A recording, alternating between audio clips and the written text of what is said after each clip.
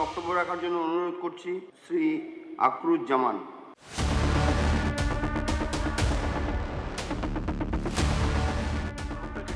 শুভেন্দু অধিকারী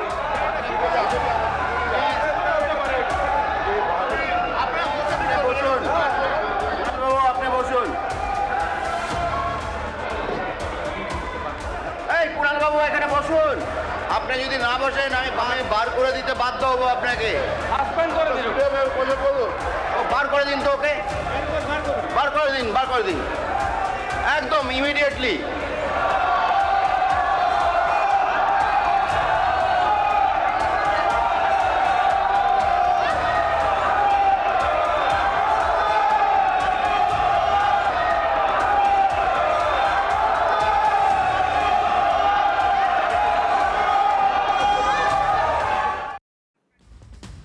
ছবিটা দেখলেন?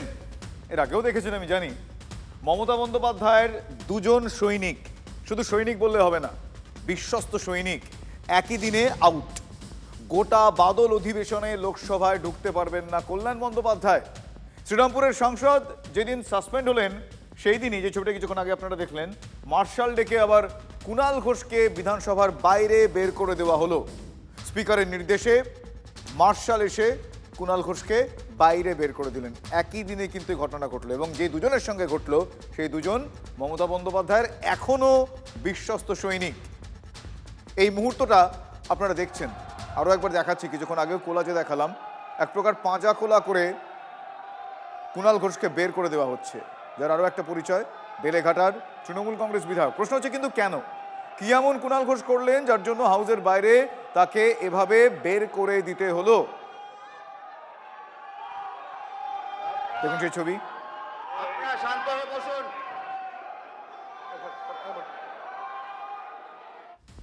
21শে জুলাইয়ের জনসমর্থন দেখে কি তাহলে মমতা বন্দ্যোপাধ্যায়ের এই দুই সৈনিক একসঙ্গে চালিয়ে খেলতে নেমে পড়েছিলেন? মানে একটু বেশি কনফিডেন্ট হয়ে উঠেছিলেন, ফ্রন্ট ফুটে খেলতে নেমে পড়েছিলেন? গতকাল মমতা বন্দ্যোপাধ্যায়ের যে শিবির, যে কালীঘাট তৃণমূল শিবির, সেই শিবিরের 21শে জুলাই পালনের যে ভিড়ের ছবিটা সেটা দেখে, এবং সেটার সঙ্গে তুলনামূলক একটা বিবেচনা করে ঋতব্রত শিবিরের যে ভিড় সেটা দেখে তারা কি একটু ওভার কনফিডেন্স হয়ে গিয়েছিলেন?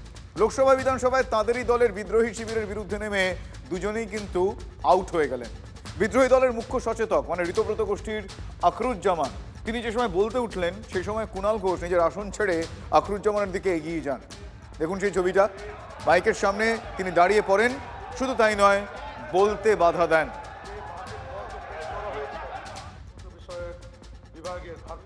দেখুন, কুণাল যে এমন কাণ্ড একটা করতে পারেন সেই ইঙ্গিত কিন্তু আগেই পাওয়া গিয়েছিল। এখানেই প্রশ্নটা, কিন্তু কেন আকরুজ্জামানকেই কেন মমতা শিবিরের বিধায়ক কুণাল ঘোষ আজ টার্গেট করলেন, এভাবে টার্গেট করলেন? একাধিক গুরুত্বপূর্ণ বিলে আমার নাম দেওয়া হচ্ছে, কিন্তু সেই নাম শোভনদেব চট্টোপাধ্যায় দিলেও কেটে দিচ্ছে। কোন আকরুজ্জামান? নিজের এলাকায় ঢুকতে পারছে না, এখানে বসে দালালি করছে বিজেপির। আকরুজ্জামানের এলাকার মানুষ জেনে রাখুন, আপনাদের বিধায়ক এখানে বিজেপির পা চাটছে, বিজেপির দালালি করছে এখানে বসে। আপনারা ভোট দিয়েছিলেন বিজেপির বিরুদ্ধে বলার জন্য, আপনারা ভোট দিয়েছিলেন তৃণমূলকে, মমতাদির প্রার্থী আকরুজ্জামানকে। আকরুজ্জামানের সঙ্গে আমার কোনো ব্যক্তিগত ঝগড়া নেই, আমার নাম কেটেছে তো আজকে নিজে বলতে উঠবে, ওর বক্তৃতা শুরুও করবে, ও শেষ করতে পারবে কিনা সেটা ওর দায়িত্ব। প্রতিমন্ত্রী বিশাল লামা প্রত্যেক বাক্যের ডিবেটের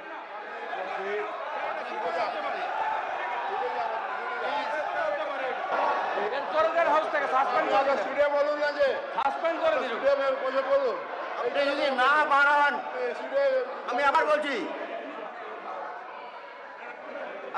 বলছি আপনি যদি না বসেন আমি কিন্তু সাসপেন্ড করে দেবো আপনাকে। বার করে দিন তো ওকে, বার করে দিন একদম ইমিডিয়েটলি বার করে দিন ওকে, বার করে দিন। কোনো কথা শুনবেন?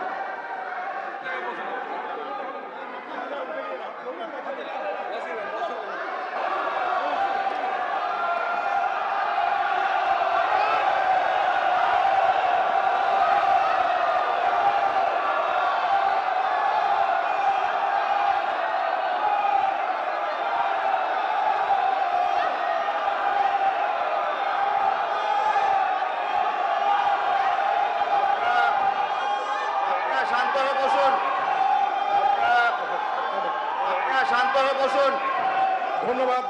প্রতিবাদ অনেক রকম হয়, এখানে 5 বার 7 বার 8 বারের বিধায়করাও আছেন। এই রকম অসভ্যতা আমি বিধানসভায় আমরা আগে দেখিনি। আমরাও বিরোধী দলে ছিলাম, শাসক দলে ছিলাম, আছি। মাননীয় আখরুজ্জামান সাহেব এই বিধানসভার অনেক দিনের মেম্বার, প্রাক্তন মন্ত্রী। উনার বাবা হাবিবুর রহমান সাহেব মুর্শিদাবাদ জেলার আপামর মানুষের একজন শ্রদ্ধেয় ব্যক্তিত্ব।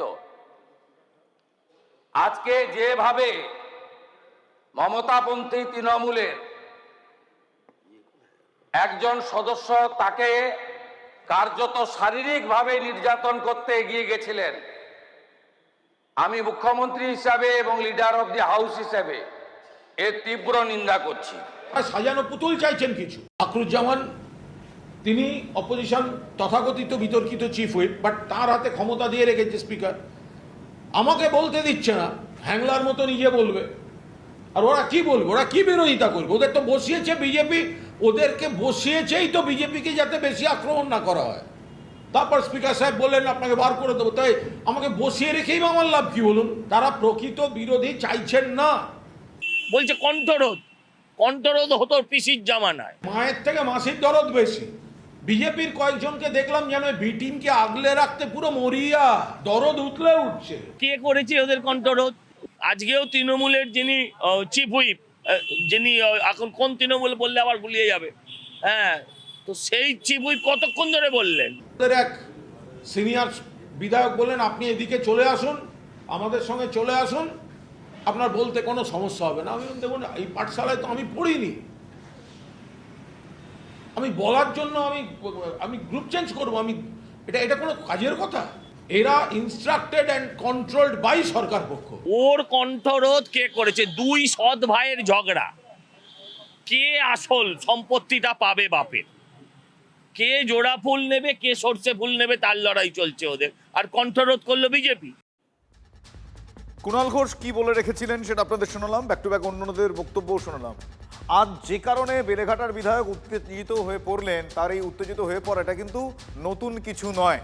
তৃণমূলের এই যে এখন যে প্রমিনেন্ট দুটো শিবির, যে দুটো শিবিরে তৃণমূল কংগ্রেস ভাগ হয়ে গিয়েছে, সেই ভাগ হওয়ার পর থেকেই যারা মমতাপন্থী, সেই মমতাপন্থীরা মানে কালীঘাট তৃণমূল বলে যাদেরকে ডাকা হয়, সেই মমতাপন্থীরা বিধানসভায় এক প্রকার কোণঠাসা। কুণাল ঘোষও আগে অভিযোগ করেছেন যে বক্তার তালিকা থেকে তাদের নাম বাদ দেওয়া হয়েছে। শুভেন্দু অধিকারীও তৃণমূলের এই ঘরের লড়াই নিয়ে এর আগেও মুখ খুলেছেন, ফলে এটা কিন্তু নতুন নয়। এখানে অর্ধেক সময়ে আমি 5 বছর এলপি ছিলাম, হাফ টাইম দেওয়া হয়। নিয়ম হচ্ছে অপোজিশনের যিনি চিফ হুইপ তিনি কমিউনিকেট করবেন বিধানসভার মানে রুলিং পার্টির চিফ হুইপের অফিসে, সেইখান থেকে তালিকা তৈরি হয়।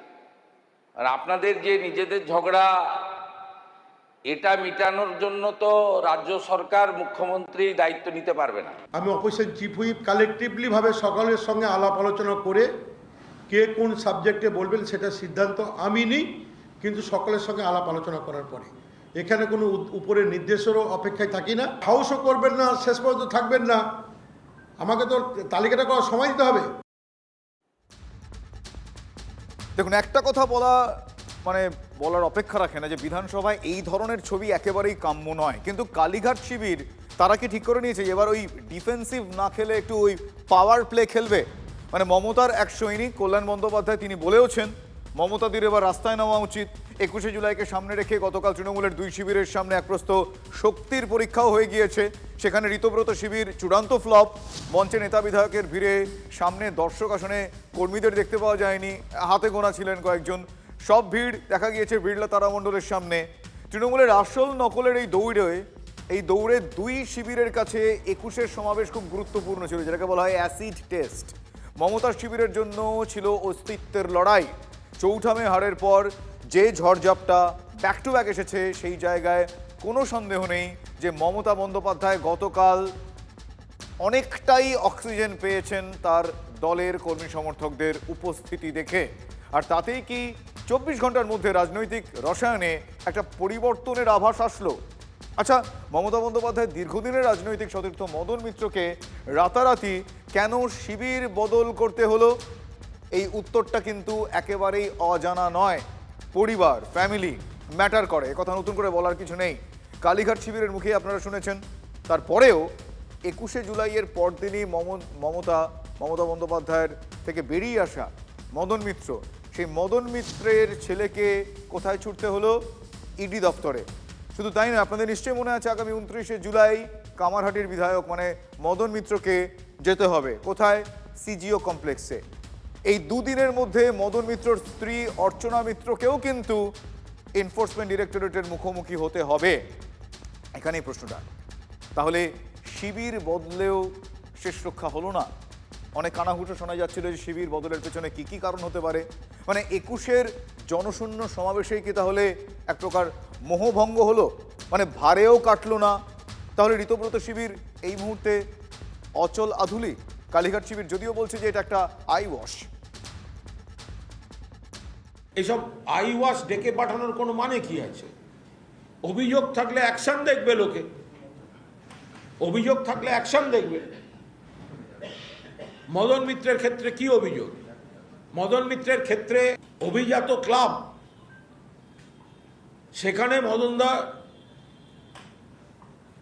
চাকরি করতেন বলেই হয়তো একটা কোনো পেমেন্ট আসতেন বা এরকম একটা ব্যাপার ছিল। হঠাৎ দেখা গেছে এই পেমেন্টটা যার কাছ থেকে যার কাছে আসার কথা সেগুলো একটু বদলা বদলি হয়ে গেছে, যেটা পিএমএল এর আন্ডারে পড়ে যায়। তৃণমূলকেও বিজেপি প্রশ্ন নয়, প্রশ্ন হচ্ছে তিনি যদি কোনো আইন বহির্ভূত কাজ করে থাকেন তাকে আইনের সামনে আসতে হবে। এখন ভালো তৃণমূলে চলে গেলে পিএমএল এ থাকবে না থাকবে না সেটা 2-4 দিনের মধ্যেই বোঝা যাবে। আমি ওনাদেরকে একদম চিঠি দিয়ে বলে আসবো, আপনাদের এই অফিসগুলো মিসইউজ হয়ে যাচ্ছে। এখানে অনেক ভালো যোগ্যতা সম্পন্ন অফিসার আছে সিবিআই ইডিতে, কিন্তু দল ভাঙাবার জন্য এতে আপনাদের ব্যবহার করা হচ্ছে। নোটিশটা খামোকা দিচ্ছেন কেন? বিধানসভা থেকে সাসপেন্ড কুণাল ঘোষ, সোশ্যাল মিডিয়ায় মমতা বন্দ্যোপাধ্যায় সরব। কুণালের কণ্ঠরোধের চেষ্টায় একেবারে বর্বরোচিত আচরণ। বিধায়কের কথা বন্ধ করতে শারীরিক নিগ্রহ, মার্শাল দিয়ে বের করে সাসপেন্ড করা হলো। নিজেদের বি টিমকে সামনে রেখে সরকার পক্ষের চক্রান্ত, ফেসবুকেই পোস্ট মমতা বন্দ্যোপাধ্যায়। বিধানসভা থেকে সাসপেন্ড করা হয় কুণাল ঘোষকে। সোশ্যাল মিডিয়ায় এই বিষয়ে সরব হলেন মমতা বন্দ্যোপাধ্যায়। কুণাল ঘোষের কণ্ঠরোধের চেষ্টায় যে আচরণ করা হয়েছে সেই আচরণকে তিনি বলেছেন বারবারিক, বর্বরোচিত। বিধায়কের কথা বন্ধ করতে শারীরিক নিগ্রহ করা হয়, মার্শাল দিয়ে বের করে সাসপেন্ড করা হলো। নিজেদের বি টিমকে সামনে রেখে সরকার পক্ষের এটা চক্রান্ত, ফেসবুকে এই পোস্ট করেছেন মমতা বন্দ্যোপাধ্যায়।